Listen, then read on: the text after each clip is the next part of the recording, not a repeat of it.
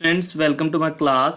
Students हम chapter number 10 gaseous exchange के बारे में पढ़ रहे हैं और इसमें आज का जो हमारा टॉपिक है वो है मैकेनिज्म ऑफ ब्रीथिंग, यानी कि सांस लेने के अमल का तरीक़ेकार क्या है, मैकेनिज्म क्या है।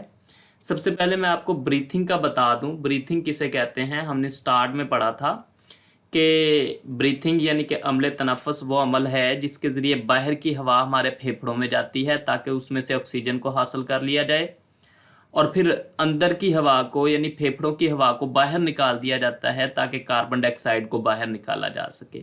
तो ये अमल है ब्रीथिंग। अब ये कैसे होता है, इसका तरीक़ेकार क्या है, आज हमने इसके बारे में पढ़ना है। तो the mechanism of breathing, there are two phases of breathing. अमले तनफ़ुस की दो फेजेस हैं। पहली है इनहेलेशन, इसे हम इंस्पायरेशन भी कहते हैं, एक्सहेलेशन या एक्सपायरेशन। चलें जी, आज हमने जो बात करनी है वो करनी है इनहेलेशन के बारे में। इंस्पायरेशन और इनहेलेशन, इनहेलेशन को हम इंस्पायरेशन भी कहते हैं। इसका मतलब ये है कि बाहर की हवा को अपने फेफड़ों में लेके जाना, यानी जो हमारी हवा एटमॉस्फेयर में मौजूद है उस हवा को फेफड़ों में लेके जाना, ये कहलाता है इनहेलेशन या इंस्पायरेशन। तो इसके दौरान कौन सी मूवमेंट्स होती हैं उनके बारे में हमने पढ़ना है। ड्यूरिंग इंस्पायरेशन, इंस्पायरेशन के दौरान द रिब मसल्स कॉन्ट्रैक्ट, पसलियों के दरमियान जो मसल्स हैं वो सिकुड़ते हैं, एंड रिब्स आर रेज्ड, और पसलियां ऊपर उठ जाती हैं। जब उनके दरमियान जो मसल्स हैं यानी इंटरकॉस्टल मसल्स जब सिकुड़ते हैं तो उससे पसलियां ऊपर उठ जाती हैं। एट द सेम टाइम, और इसी वक्त the dome shape diaphragm contracts, गुंबद नुमा डायाफ्राम भी सिकुड़ता है, एंड इज लोएड, और सिकुड़ कर नीचे हो जाता है। तो दो मूवमेंट्स हुई हैं इनहेलेशन के दौरान।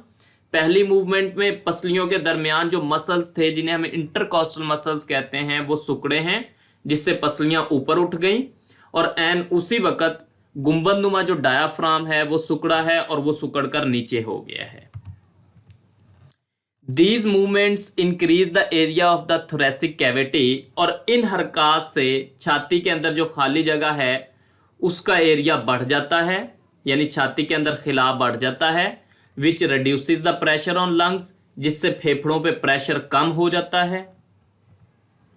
As a result, और नतीजे में the lungs expand, फेफड़े फैलते हैं, and the air pressure within them also decreases, और उनके अंदर जो हवा का प्रेशर है वो भी कम होता है।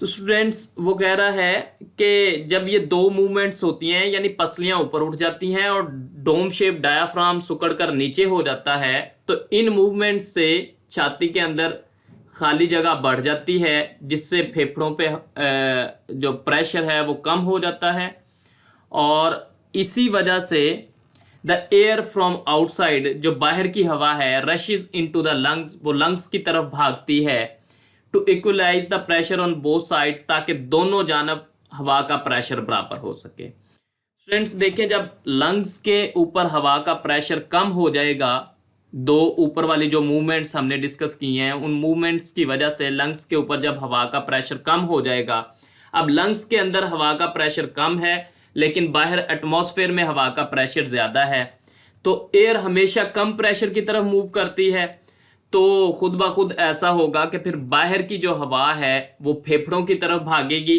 ताकि दोनों तरफ प्रेशर बराबर किया जाए। तो स्टूडेंट्स आज हमने पढ़ा इनहेलेशन या इंस्पायरेशन के बारे में। इनहेलेशन या इंस्पायरेशन हम कहते किसे हैं?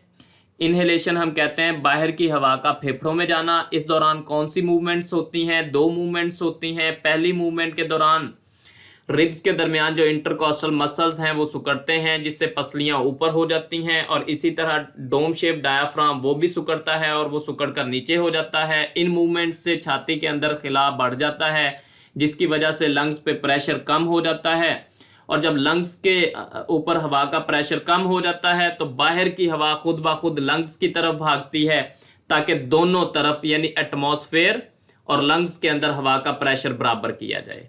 तो इन मूवमेंट्स की वजह से हवा, बाहर की हवा हमारी बॉडी में भागती है।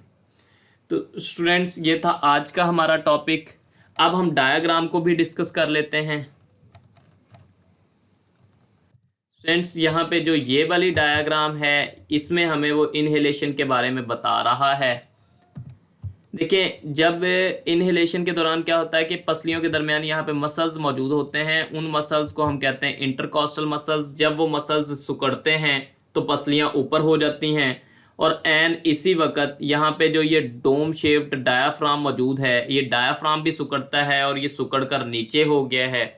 जब ये दो मूवमेंट्स हुई हैं तो फेफड़ों के अंदर हवा का प्रेशर कम हो गया है, और जब हवा का प्रेशर कम हो गया तो बाहर की हवा खुद ब खुद हमारी बॉडी में अंदर की तरफ मूव कर रही है, लंग्स में जा रही है। तो ये आज का टॉपिक था हमारा। कल इंशाल्लाह हम एक्सहेलेशन के बारे में पढ़ेंगे। इसको आपने अच्छे तरीके से प्रिपेयर करना है। फ्रेंड्स, आज के टॉपिक से related questions. Define inspiration. Inspiration की तारीफ करें तो आपने इसमें सिंपल डेफिनेशन कर देनी है कि the movement of air from outside to inside the lungs, यानी कि बाहर से हवा का हमारी बॉडी में लंग्स में जाना इंस्पिरेशन कहलाता है। दूसरा क्वेश्चन है what movements take place during inspiration. Inspiration के दौरान कौन सी हरकत होती हैं? तो इसमें दो हरकत होती हैं। एक, रिब्स के दरमियान जो इंटरकॉस्टल मसल्स हैं वो सिकुड़ते हैं, उससे रिब्स ऊपर हो जाती हैं, और एन उसी वक्त डोम शेप डायाफ्राम भी सिकुड़ता है और वो सिकुड़ कर नीचे हो जाता है, जिससे लंग्स के ऊपर प्रेशर कम हो जाता है और फिर बाहर की हवा हमारे लंग्स की तरफ मूव करती है। स्टूडेंट्स, पंजाब टेक्स्ट बुक जहाँ से आपने इस टॉपिक को प्रिपेयर करना है, यहाँ वो आपको बता रहा है कि ब्रीथिंग के अमल में दो फेजेस इन्वॉल्व हैं, यानी कि इनहेलेशन और एक्सहेलेशन। और फिर इनहेलेशन के बारे में बता रहा है कि इनहेलेशन के दौरान कौन कौन सी मूवमेंट्स होती हैं। Thank you students.